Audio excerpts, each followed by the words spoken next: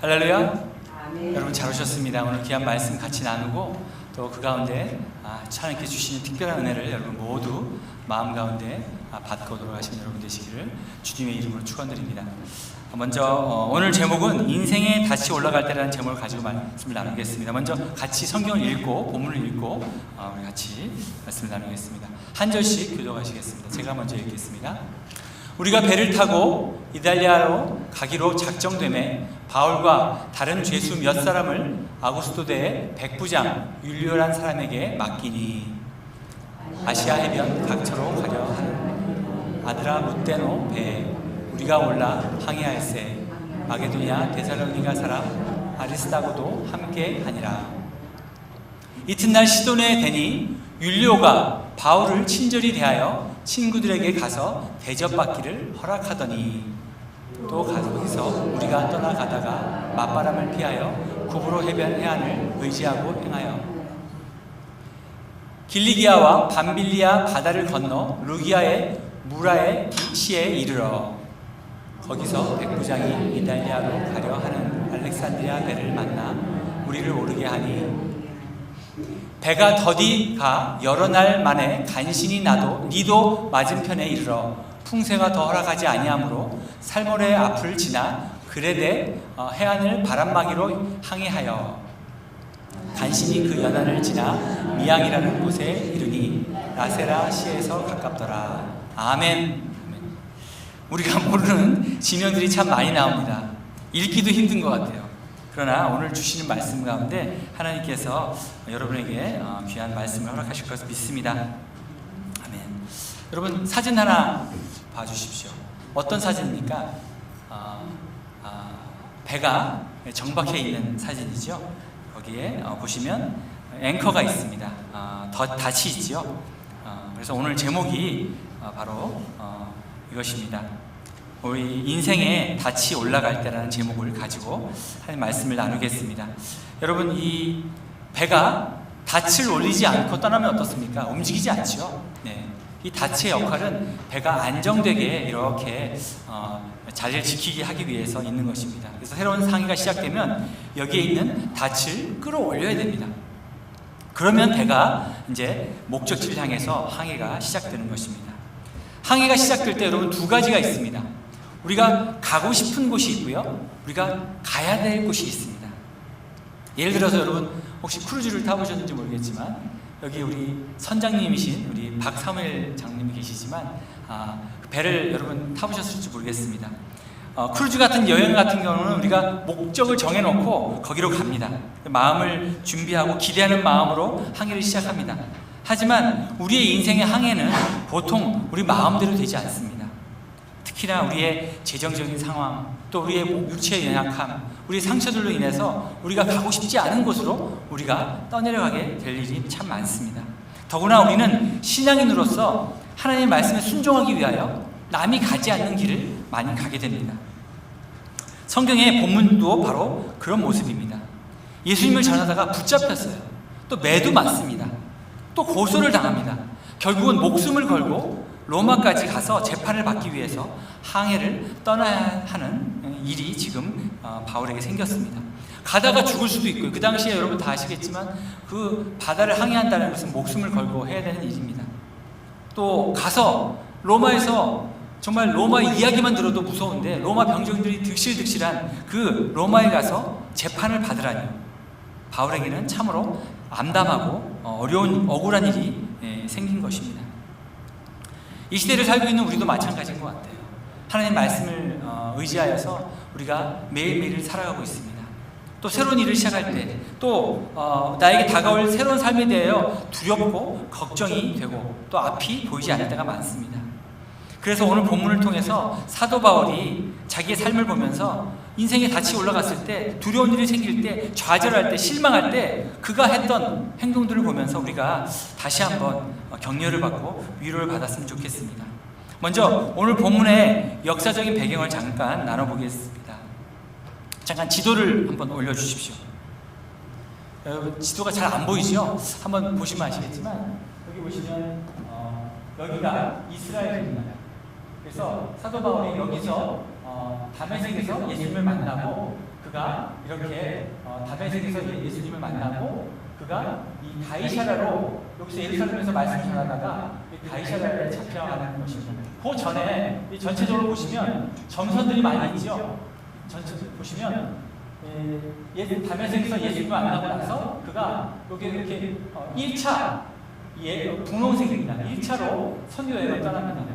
그리고 2차로 이 보라색 걸로 해서 이렇게 여행을 떠납니다. 또 3차로 이렇게 푸른색으로 여행을 떠나서 이곳에서 많은 교회를 세우고 전도를 하고 그런 역할, 그런 사역을 감당했습니다. 그리고 마지막에 여기에 사역을 하다가 이 예루살렘에 있는 성도들이 재정적으로 어려움을 겪고 있다는 얘기를 듣습니다.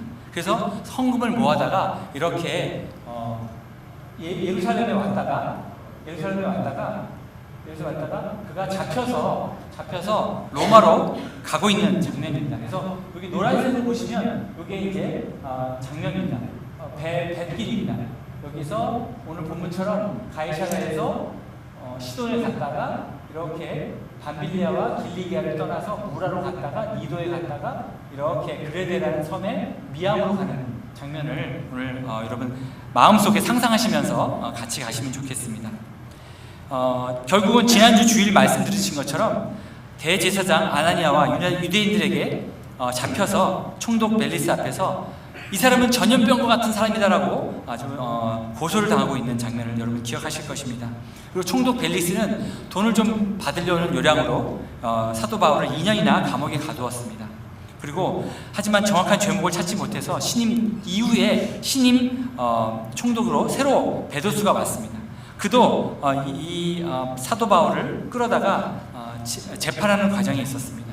그러다가도 아무리 해도 죄를 찾지 못해서 결국은 사도 바울의 자기를 로마로 보내서 거기서 심판받게 해달라고 했기 때문에 배를 태워서 보내는 장면에서 오늘 이야기가 시작됩니다.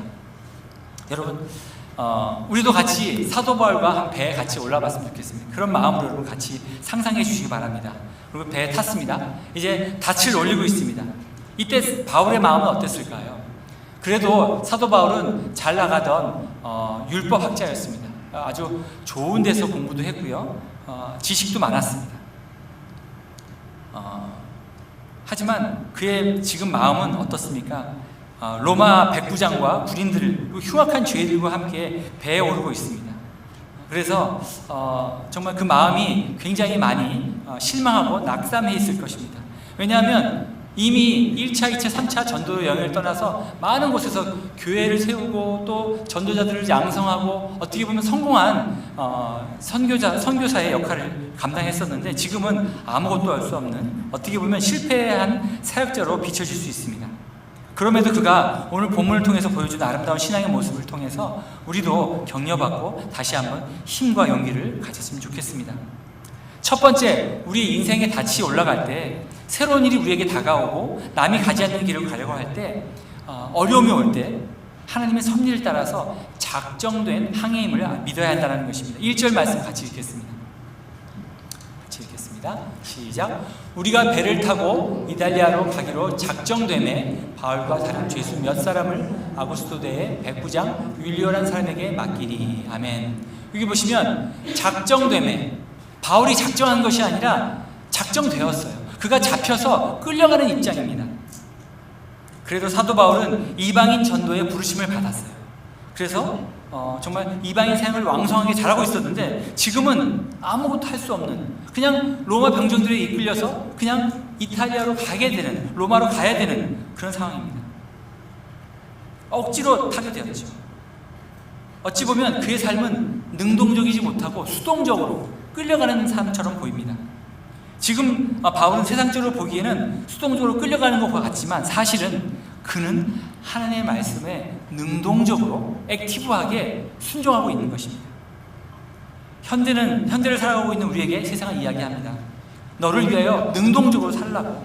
끌려다니지 말고 네가 계획하고 네가 준비하고 네가 플랜해서 네가 하고 싶은 걸 해.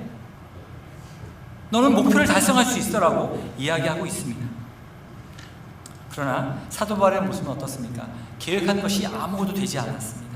이방 선교를 하려고 내가 선교지에 여러 곳을 가려고 준비하고 있었지만 지금은 그는 갈 수가 없게 되었습니다.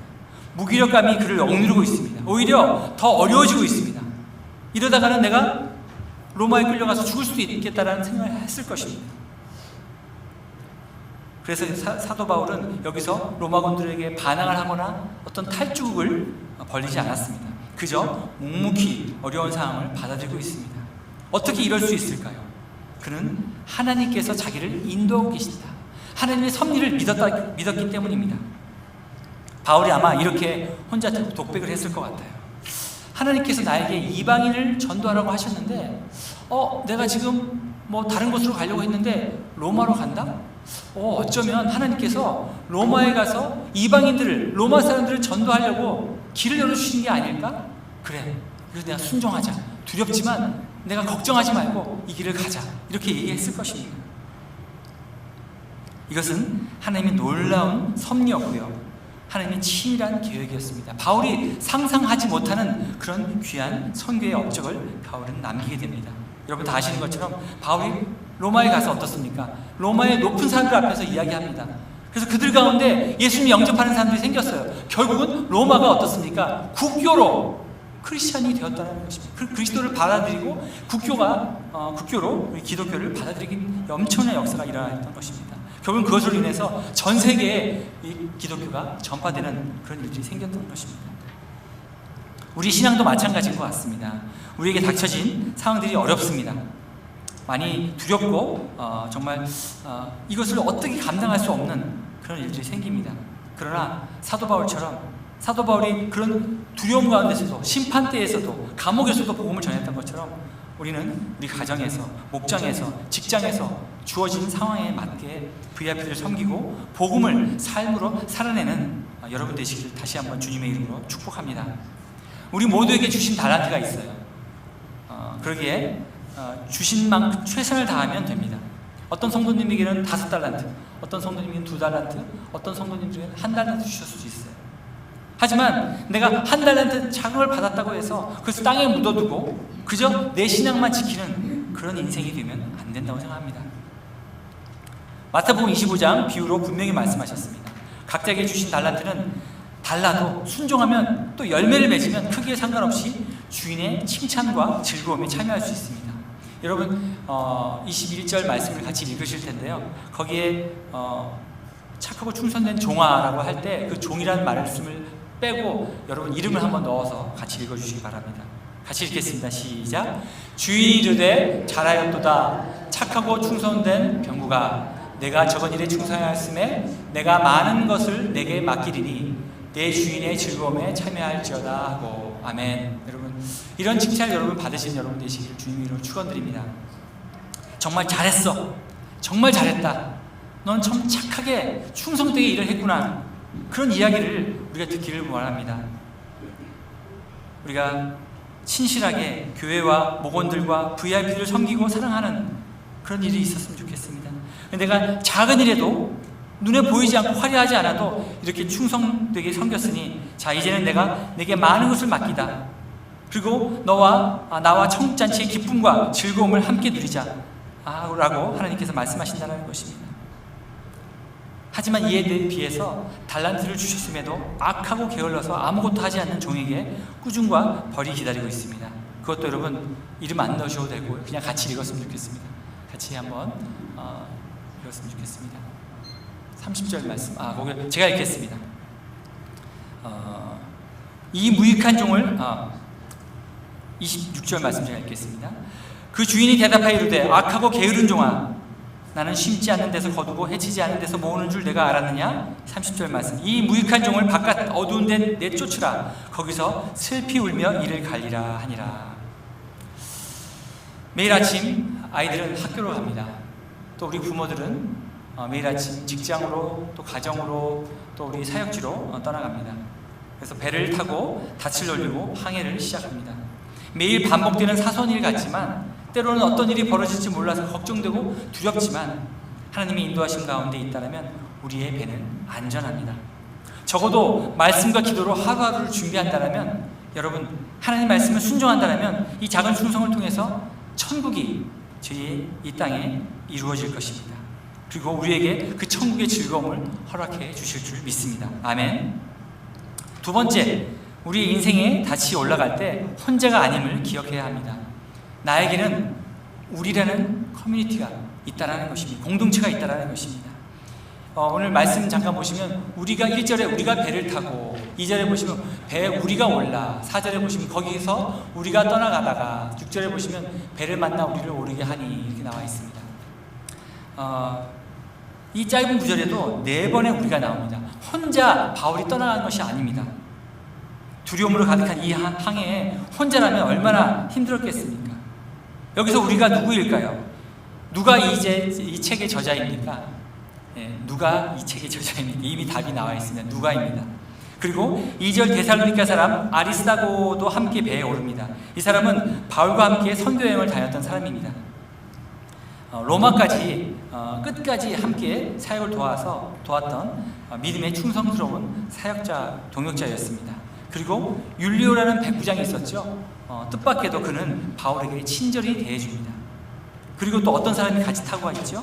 3절에 보시면 섬김이 필요한 200명이 넘는 흉악한 죄인들이 함께 타고 있습니다. 죄인으로 심판대에 끌려가는 상황에서 누가와 아리스다고, 이게 얼마나 큰 위로가 되었겠습니까? 우리도 마찬가지입니다. 우리도 싫든 좋든 우리는 항상 공동체에 속해 있습니다. 우리에게는 특별히 목장이 있습니다. 그래서 제가 다시 한번 부탁드립니다. 저희 교회는 사도행전 2장에 나오는 그런 신약교회의 모습을 회복하고자 또 영원권하여 제사 삼는 교회입니다. 그래서 목장에서 매주 VIP들을 초청하려고 노력하고, 음식을 나누고, 감사한 것들을 나누고, 기도 제목들을 응답한 것들을 나누어서 살아계신 하나님을 증거하는 그런 모임을 갖습니다. 이번 주 금요일에는 너무나 기쁜 일들이 있었습니다. 저희 잉화호프 목장의 VIP였던 이보람 형제가 드디어 목장에 왔습니다. 제가 직장에서 10년 동안 같이 일을 했던 친구입니다. 그곳에서 참 일도 잘하고 너무 많은 사람을 섬기고 너무나 인기가 많은 친구였습니다. 그런데 어떻게 이유를 모르지만 제가 여러 번 권면을 했지만 신앙에 대해서는 전혀 관심이 없고 또 늘 바쁘다는 이야기를 했습니다. 그러니까 회사도 다니고 또 자기 패밀리 비즈니스가 있어서 늘 그것에 시간이 얽매여 있습니다.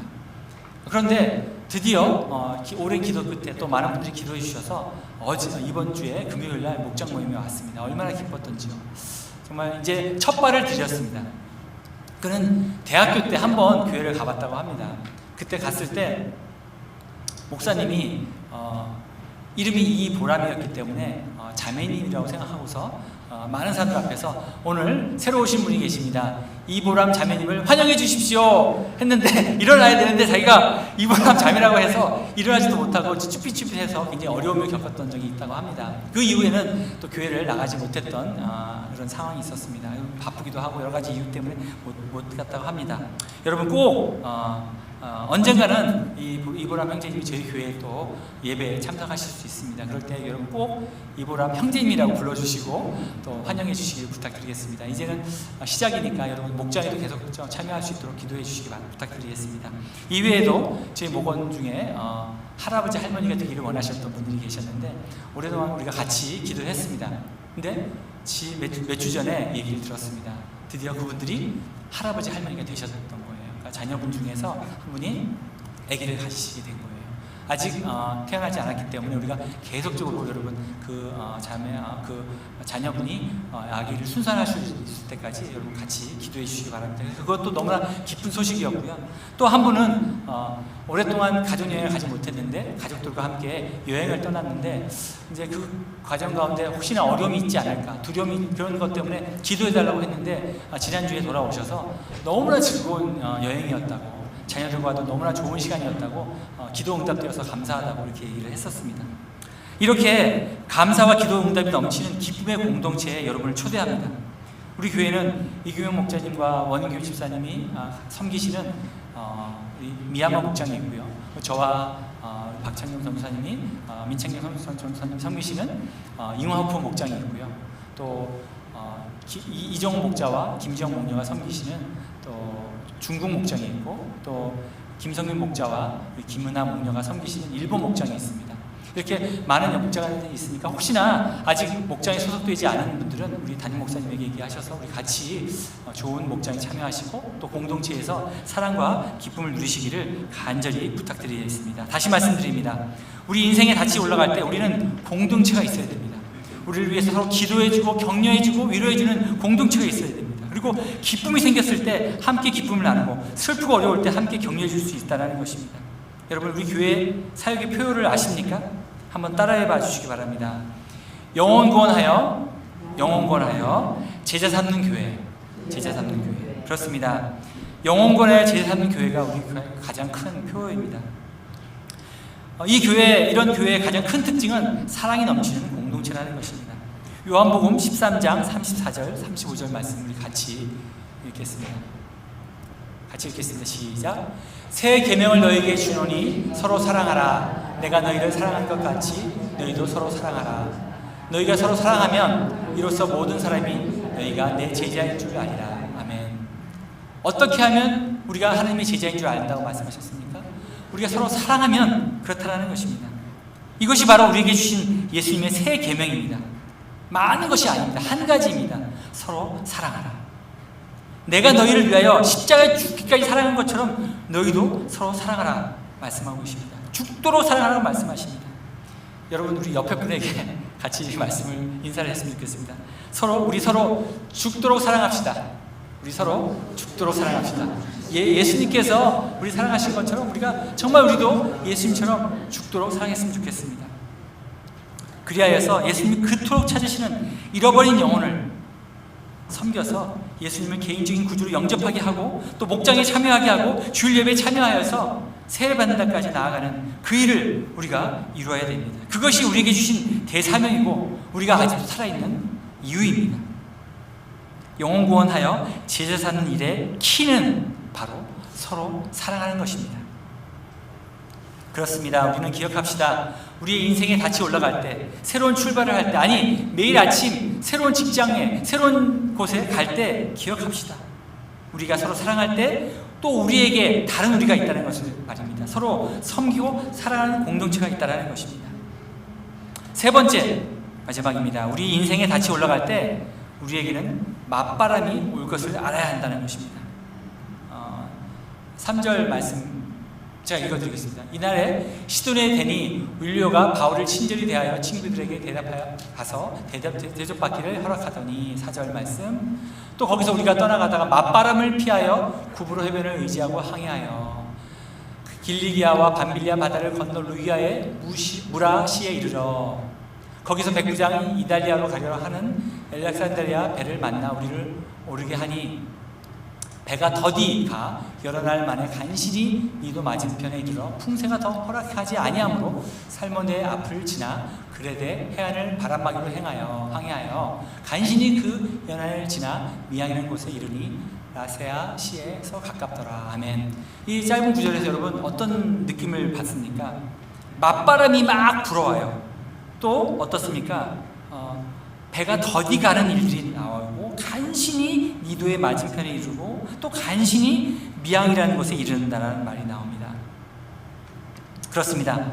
하나님의 섭리 가운데 있고 이미 작전된 항해였고요. 또 누가와 아리스다고도 있고 동역자들과 함께 가고 그곳에서 여러 좋은 일들이 있었는데 여전히 배는 맞바람을 맞아서 순항하지 못한다는 것입니다. 왜 그럴까요? 하나님께서 인도하신 일이잖아요. 하나님께서 허락하신 사람들이잖아요. 또 이 귀한 사역인데 왜 맞바람이 계속 불고 갈 수 없는 상황이 될까요? 정말 답답합니다. 실망스럽고 이게 뭔가 왜 우리의 인생의 항로에는 순탄치 않은 길이 자꾸 나타나는가? 하루에도 수십 번 어려움이 있을 때마다 또 수백 번 묻고 또 묻고 계시지 않습니까? 또 하나님께 기도하다 정말 따지듯이 하나님 왜 그렇습니까? 라고 기도하지 않습니까? 왜 이렇게 힘이 빠집니까? 왜 이렇게 사역에 역풍이 있죠? 이렇게 맞바람을 맞으면서 우리가 어떻게 앞으로 나가겠습니까? 여러분, 혹시 비행기가 어떻게 이륙하는지 아십니까? 비행기는 선장들이 파일럿들이 얘기하는데 비행기는 뜰 때 순풍이 불면 뒤에서 바람이 불면 비행기가 뜨기가 너무 어렵다고 합니다. 오히려 맞바람이 칠 때 그 날개에 바람이 부딪혀서 비행기는 순간 날아오르게 된다는 것입니다. 그렇습니다. 하나님은 우리가 맞바람을 맞아서 날기를 원하신다는 것입니다. 우리가 어찌할 수 없는 고난이 있을 때 그 맞바람이 칠 때 어떻습니까? 우리는 더 기도하게 됩니다. 더 하나님께 나아가게 된다는 것입니다. 우리는 맞바람을 향해 믿음으로 온 힘을 다하여 달려나가야 되는 힘이 있어야 된다는 것입니다. 여러분 달리기 여러분 운동하십니까? 저도 아침에 새벽기도 마치고 여기를 계속 몇 바퀴를 뜁니다. 그때마다 어떻게 해야 되냐, 먼저 다리를 좀 풀어줘야 됩니다. 그리고 무릎을 올리는 훈련을 해야 됩니다. 그리고 또 스쿼트를 이렇게 해서 이 근육을 좀 풀어줘야 됩니다. 연습을 해야 됩니다. 근육을 키워야 된다는 것입니다. 우리 영혼이 이처럼 우리 영혼이 주 안에서 힘차게 날아가기 위해서 날마다 말씀과 기도로 영적인 근육을 키워나가야 됩니다. 반드시 우리 삶 가운데 맞바람이 불어올 것입니다. 반드시 고난이 찾아올 것입니다.